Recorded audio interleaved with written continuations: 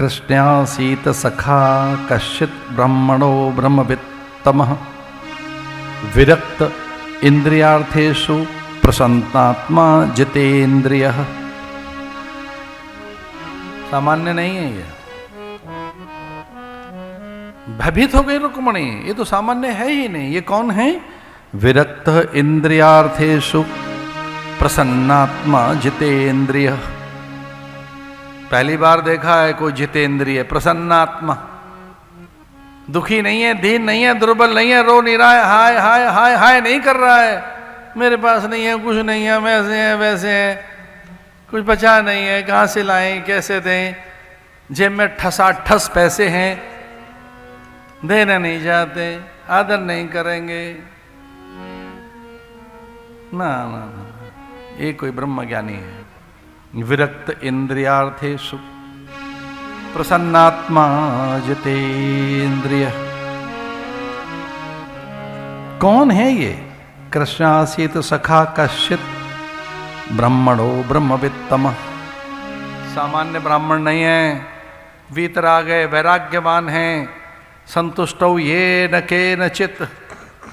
रुक्मणी को अचानक ऐसा लगा कि ये संपूर्ण है, आप्तकाम, पूर्ण काम, निष्काम है, इसे स्वप्न में भी हमारी फूटी कौड़ी नहीं चाहिए, एक मुद्रा तक नहीं चाहिए। अकाम, आप्तकाम, अपने प्रारब्ध में प्रसन्न रहने वाला प्रसन्नात्मा है ये। इसलिए साधु का जो भूषण है वैराग्य ही होता है। साधक जिस संपत्ति को संभाल के रखे वो कोई और नहीं, वैराग्य है। अपने वैराग्य को संभाल के रखिए, ठाकुर पैर धोने के लिए तैयार हो जाएगा। कुछ चाहिए नहीं था। ननु ब्रह्मण भगवतः सखा साक्षात् श्रीपदे ब्रह्मण से शरण से भगवान सात्वर्षभ। जिसकी सन्निधि में ठाकुर अपने को आनंदित, गौरवान्वित अनुभव कर रहा है, जिसकी सन्निधि में आज उन्हें लगा कि मेरी द्वारिका धन्य हो गई। रुक्मणी, सत्यभामा, जामवंती, कालिंदी, मित्रविंदा आदि सबको लगा कि आज ही रस आया है द्वारिका, आज संपूर्ण हुई है द्वारिका। अब द्वारिका धन धान्य से भरी हुई दिखाई दे रही है। पहली बार लगा उनको कि हम कितने संपन्न हो गए। इससे पहले अपनी चीजें उतनी अच्छी नहीं लग रही थीं।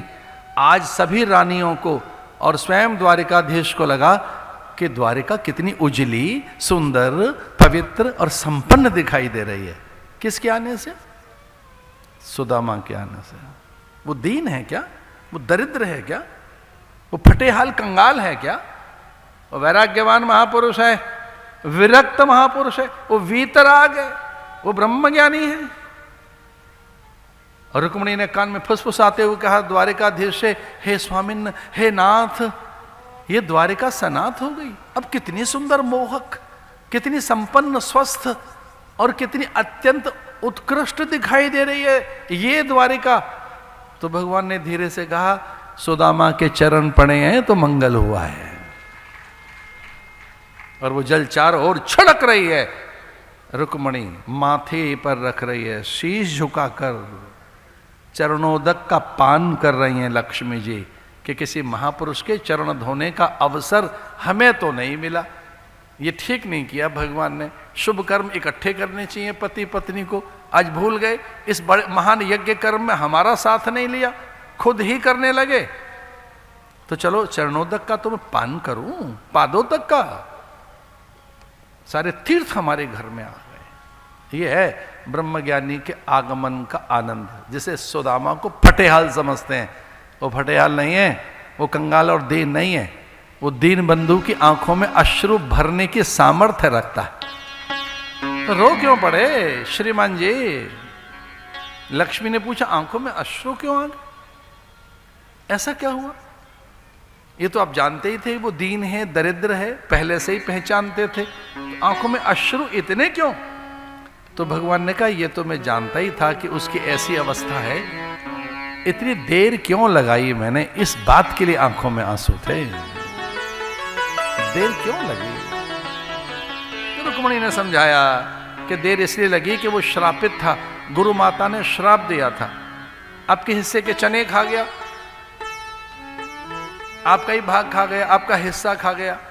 जो ठाकुर का हिस्सा खा गया है, आपका भी हिस्सा खाया पिया बैठा है, धर्मादय का धर्म का खाया बैठा है, तो स्वाभाविक है दरिद्रता तो आनी ही थी। तो अपने अशुभ कर्म पाप कर्म के कारण उसने ये दुख भोगा है, दुख पूरा हो गया, अब निश्चिंत रहिए। भगवान सहज हो गए। रुक्मणी ने जब कहा कि आपके 40 चने खाए गिनकर इसने, चुराए, आपका हिस्सा खा गया, इसलिए 40 साल की घोर दरिद्रता,